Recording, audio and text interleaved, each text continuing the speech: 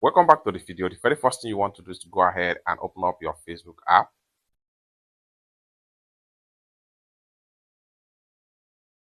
The next thing you need to do is to click on here.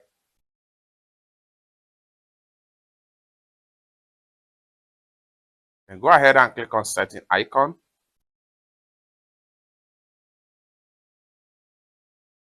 Until you get to profile and tagging. Click on that. Then scroll down right here and make sure you turn on this button right here.